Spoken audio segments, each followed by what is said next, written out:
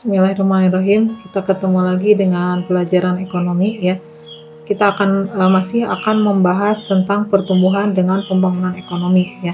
Kalau di materi sebelumnya kita sudah membahas tentang ciri-ciri pertumbuhan ekonomi, kemudian apa itu pertumbuhan, apa itu pembangunan ya. Nah, untuk hari ini kita akan membahas tentang teori pertumbuhan ekonomi ya. Nah, tentang teorinya. Nah, kita lanjut ya. Nah, teori pertumbuhan ekonomi itu memiliki aliran ya, dan aliran-alirannya itu ada 3. Yang pertama adalah aliran klasik, yang kedua adalah aliran neoklasik, dan yang ketiga adalah aliran historis ya. Nah, kita bahas masing-masing dari aliran ini, siapa saja tokohnya dan apa saja pendapat mereka tentang pertumbuhan ekonomi. Nah, yang pertama adalah aliran klasik. Aliran klasik di sini terdapat 3 tokoh. Ya, yang pertama adalah tokohnya Adam Smith. Yang kedua tokohnya adalah David Ricardo, dan yang ketiga tokohnya adalah Robert Malthus.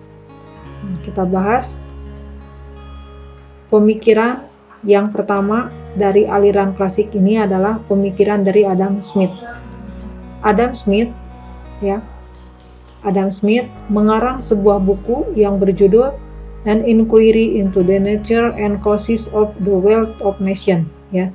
Nah, atau sering disebut dengan istilah buku The Wealth of Nations. Dalam bukunya ini Adam Smith berpendapat bahwa pertumbuhan ekonomi itu bertumpu pada adanya pertambahan penduduk. Dengan adanya pertambahan penduduk, maka akan terdapat penambahan output atau hasil. Nah, jadi kunci dari pendapat Adam Smith ini bahwa yang mempengaruhi pertumbuhan ekonomi itu adalah pertambahan penduduk. Semakin banyak penduduk, maka nanti hasil output yang dihasilkan pun akan semakin banyak. Pemikiran yang kedua yaitu pemikiran dari David Ricardo ya. David Ricardo ini masih termasuk ke dalam aliran klasik juga ya. Nah, David Ricardo berpendapat bahwa peningkatan produktivitas tenaga kerja sangat membutuhkan kemajuan teknologi dan akumulasi modal ya, dan akumulasi modal yang cukup. Nah, ada kesamaan antara pendapat David Ricardo dengan Adam Smith ya. Nah, yaitu dua-duanya sama-sama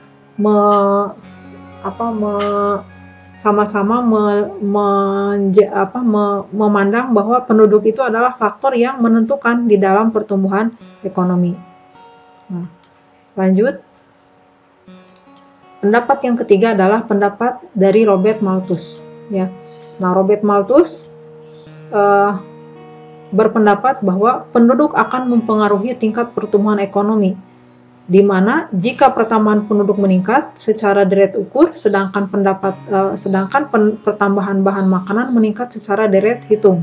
Nah, jadi kita bisa melihat ya, 3 orang tokoh ini sama-sama digolongkan ke dalam aliran klasik karena melihat kesamaan ya, yang mempengaruhi pertumbuhan ekonomi itu adalah penduduk ya. Cuman nanti ada perbedaan cara pandangnya ya, di sebelah mana mereka berpengaruhnya ya.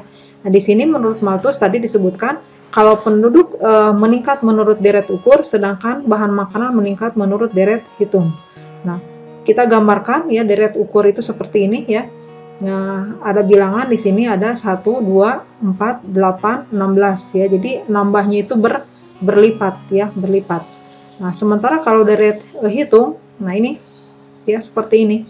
1, 2, 3, 4, 5. Nah, menurut Malthus ya, penduduk meningkatnya menurut deret ukur, sementara makanan meningkatnya menurut deret hitung. Nah, pada saat penduduk 1, maka makanan 1. Pada saat penduduk 2, makan makanan 2 ya. Pada saat penduduk 3 ya, pada saat makanan 3, maka penduduk ini sudah 4 berkembangnya ya. Dan semakin ke sini semakin cepat lagi gitu ya. Ketika penduduk sudah 8, makanan baru 4. Ketika penduduk sudah 16, makanan baru 5. Nah, maka Malthus berkesimpulan bahwa kalau penduduk bertambahnya terus seperti ini, maka satu saat itu ya akan terjadi pertambahan penduduk lebih cepat dibandingkan pertambahan makanan. Sehingga pada akhirnya di sini akan terjadi sebuah bencana besar, yaitu bencana kelaparan, gitu ya. Nah, itu menurut Robert Malthus. Yang selanjutnya ya, aliran neoklasik ya. Nah, aliran neoklasik di sini terdapat pendapat dari dua orang tokoh. Sebenarnya bukan dua ya, tapi ada 4 karena masing-masing ini mereka 2 orang ya. Yaitu ada Robert Solow dan Trevor Swan ya, dan yang kedua adalah Harold dan Domart ya. Nah, kita lihat apa pendapat mereka tentang pertumbuhan ekonomi. Nah, yang pertama menurut Robert Solow dan Trevor Swan ya. Nah, mereka berpendapat bahwa pertumbuhan ekonomi itu ditentukan oleh pertumbuhan penduduk dan akumulasi modal serta kemajuan teknologi ya. Jadi ada tambahannya, kalau di aliran klasik yang mempengaruhinya itu hanya pertumbuhan penduduk. Sementara kalau Solow ada tambahannya ya, selain penduduk juga ada pertambahan modal dan kemajuan teknologi yang akan mempengaruhi pertumbuhan penduduk, mempengaruhi pertumbuhan ekonomi ya. Nah, ada teknologi, ada modal, ada penduduk ya. Kemudian di tokoh yang selanjutnya adalah Harold Domart. Nah, Harold Domart ya, ini 2 orang, Harold dan Domart. Nah, mereka berpendapat bahwa pertumbuhan ekonomi itu dipengaruhi oleh tingkat investasi. Karena dengan adanya pengeluaran investasi mempengaruhi permintaan dan penawaran barang dan jasa. Nah, jadi ada tambahannya lagi selain tadi penduduk, ada modal gitu ya. Nah, di sini ada tambahannya apa gitu? Tambahannya adalah adanya investasi yang akan berpengaruh terhadap pertumbuhan ekonomi ya. Nah, lanjut kita ke aliran ketiga, yaitu aliran historis ya. Nah, historis itu adalah sejarah ya. Nah, aliran historis di sini melihat bahwa pertumbuhan ekonomi itu ditentukan oleh sejarahnya ya. Sejarah apa? Sejarah pertumbuhan ekonominya ya. Nah, tokohnya di sini ada yang pertama adalah ada Frederick List ya.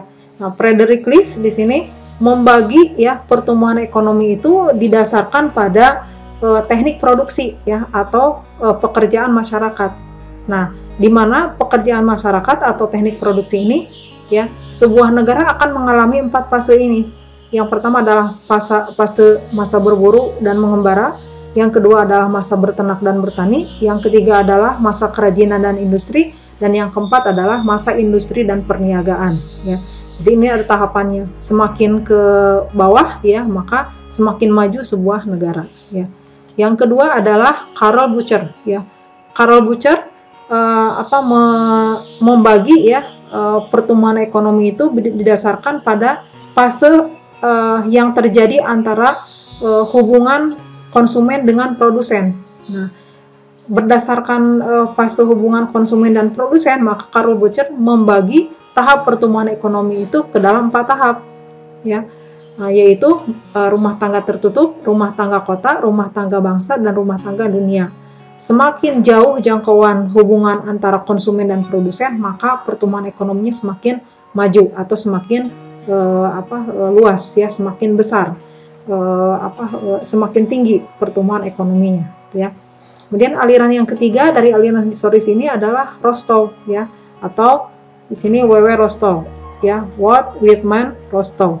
Nah, Rostow ini dikenal sebagai aliran modern ya dalam aliran historis. Nah, Rostow berpendapat bahwa menyajikan teorinya itu ke dalam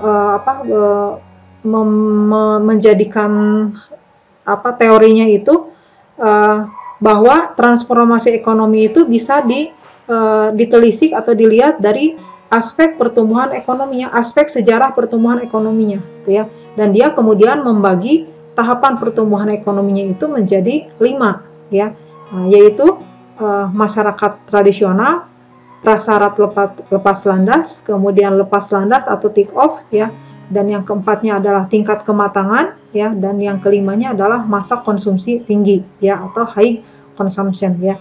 Nah, itu menurut Rostow, dan Rostow ini dikenal tadi sebagai teori modernisasi ya di dalam aliran historis ya. Nah, itu saja ya untuk hari ini yang bisa Ibu sampaikan ya. Kita akan ketemu lagi di bahasan selanjutnya di masih membahas nanti tentang pertumbuhan dan pembangunan ekonomi ya. Billahi taufiq wal hidayah. Assalamualaikum warahmatullahi wabarakatuh.